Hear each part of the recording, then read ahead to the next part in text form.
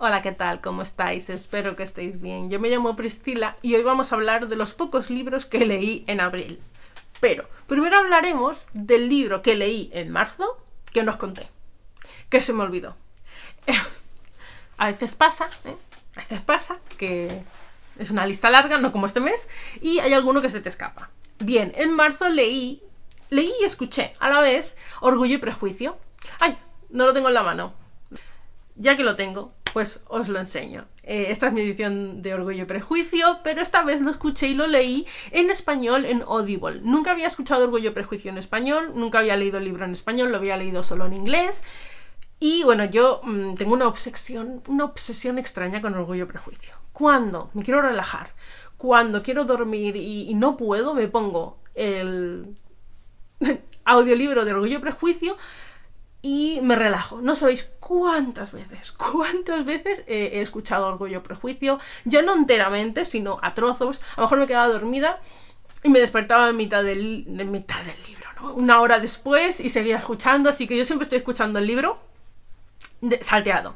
Pero bueno, este mes lo he escuchado en español, me ha gustado muchísimo. Decidme en los comentarios si habéis leído Orgullo y Prejuicio, y si no habéis leído Orgullo y Prejuicio, si habéis leído alguna otra novela de Jane Austen. No sé si os lo he dicho ya en el book haul, en algún book haul, que yo no tengo toda la colección, yo no tengo todas las novelas de Jane Austen, pero este año eso va a cambiar. Mi colección de Jane Austen va a empezar a crecer. Quiero primero todas las ediciones de Oxford World Classics, luego ya miraré qué otras ediciones me gustan, pero de momento quiero hacerme la colección de esta editorial y luego ya veremos qué otras ediciones escojo. Además sé también, porque nunca he leído, pero sé que hay muchos retellings o hay muchas novelas inspiradas en las novelas de Jane Austen y eso también quiero echarle un ojo. Pero empecemos primero por completar la colección principal y luego ya iremos viendo qué más hay. Esa es la novela que leí en marzo, que yo no os había contado todavía, y en abril leí veamos, 3 novelas y un libro de no ficción. Empecemos a hablar por el libro de no ficción. Yo empecé a escuchar el audiolibro Biografías de Stephen Zweig. Empecé a escuchar Erasmo, no lo he terminado. Empecé a escuchar Magallanes, pero claro, como tú puedes ir saltando de biografía en biografía, pues iba haciendo eso. Ay, está haciendo algo raro mi luz. Está parpadeando el aro. Ay. En fin, a ver que no me maree a mí y que no os moleste mucho a vosotros, a vosotras. Pues eso, como en el audiolibro es fácil ir saltando de biografía en biografía, pero dije, bueno, ya está, deja de saltar. En Erasmo a lo mejor iba por el 75%, pero luego iba escuchando a Magallanes también. Pero luego me quedé quieta y escuché todo María Estuardo. Y ese fue el libro que está dentro de biografías que acabé en abril. A ver, me gusta mucho toda la información que contiene el libro. O sea, me ha gustado la experiencia de aprender todo lo que he aprendido sobre María Estuardo y todas las personas que habían a su alrededor. Pero había cosas que el autor agregaba que era imposible que él supiese, como sentimientos que estaban sintiendo en ese momento María Estuardo, o cosas que motivos por los cuales María o otro personaje hacía. Y había también algunos comentarios muy sexistas, que no es que es porque fuese la época de María Estuardo, sino que era Stephen Zweig que decía, es que claro, como la mujer es así y asá, pues por eso hizo esto. Porque ella, claro, creo que hay una frase algo así como que ella, hasta que no conoció al primer hombre, ella jamás tuvo... Fue en ese momento cuando ella hizo un cambio hacia la mujer, perdón, ¿por qué? Hay cosas extrañas que eran un poco sexistas y que te chocaban un poco, ¿no? Pero por todo lo demás es un libro muy, muy interesante. Pero tiene sus cosillas que te van chirriando. Yo ahí lo dejo. Pero lo demás es muy, muy interesante. Os he dicho, no sé si os he dicho, os dejaré el narrador, que me gusta mucho. Os dejaré el narrador de... Siempre, si no lo digo en alto, porque a veces no lo tengo apuntado, siempre en la pantalla o en la cajita de información dejaré el nombre del traductor o el nombre del narrador, en el caso que sea también audiolibro. Pero muy contenta de haber escuchado a María Estuardo, y esto me ha hecho tener ganas de seguir aprendiendo cosas, porque hay cosas que no me han quedado claras no me han quedado claras de la historia de María Estuardo y quiero saber un poco más. Sobre todo en una parte de su vida que no os voy a contar. Bueno, y me preguntaréis, ¿qué entra en este libro? Todo, desde que nace hasta que muere, todo tenemos en esta biografía. Pero hay ciertas partes de su vida que a mí no me quedan claras y me gustaría leer un poquito más, saber un poco más sobre eso. Y luego también tengo muchas ganas de leer ficción, que eso me da un poco de miedo porque luego puedes mezclar, ¿no? Si lees cosas de no ficción y luego lees algo de ficción y no sabes dónde está la línea, ¿no? Bueno, nunca se sabe dónde está la línea porque en la no ficción lo escribe alguien y tiene todo como tintes, gotas, ¿no? De la persona que lo está escribiendo. Pero bueno, me entendéis. Tengo ganas también de leer ficción basada en María Estuardo. Si conocéis alguna, si habéis leído algún libro de María Estuardo o alguna vida novelizada, pues decídmelo en los comentarios, recomendadme. Después en mi club de lectura leímos Los 6 de Atlas, de Blake.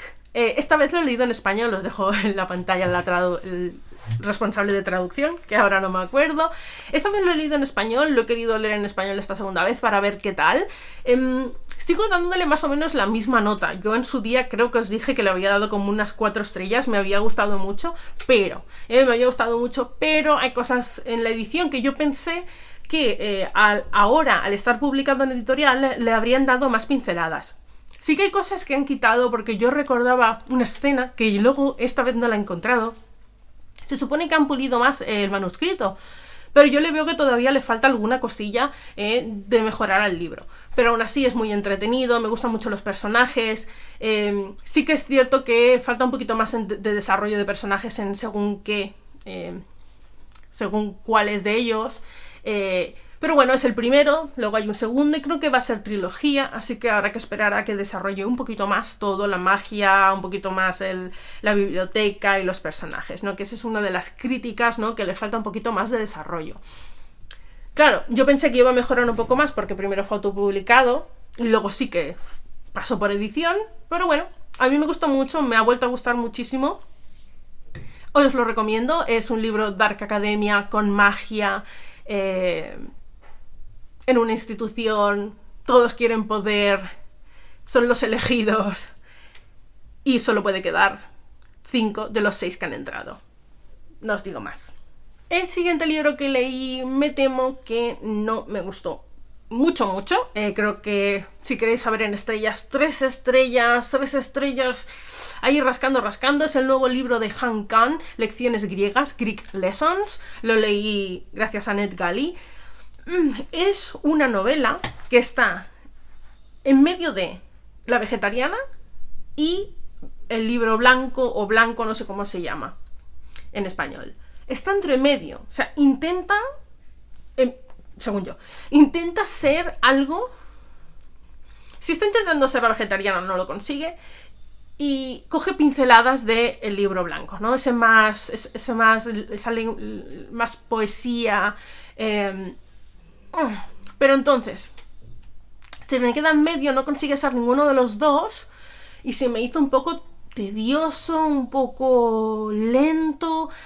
No me ha convencido nada. La verdad es que creo que es de los 3 libros que he leído de Han Kang es el que menos me gusta. Todavía tengo que leer su libro de ficción histórica que se llama Actos Humanos. Ese es el que me falta todavía por leer. Estoy segura que me va a gustar, pero este de Lecciones griegas no os lo puedo recomendar. Eso sí, a mí el libro blanco no me gustó. Entonces, si a ti te gustó el libro blanco y también te gustó La vegetariana, dale una oportunidad a Lecciones griegas. A mí me gustó mucho. Trata sobre... Son 2 personajes que cada uno va perdiendo unas facultades. Ella no habla y él creo que está perdiendo el oído. Ahora no me acuerdo. Lo leí ya a principios de abril y como no me gustó... ¿Sabes cuando no te gusta mucho un libro que desaparece rápido de tu mente? Bueno, no es que no me haya gustado, es que me ha decepcionado, ese es el problema. Y entonces, bueno, pues vas viendo la infancia de ellos dos, qué es lo que ha causado esta falta de habla o oído, y luego también habla de sus traumas y habla mucho del lenguaje. Podríamos decir que es un libro de academia porque se centra mucho en el lenguaje.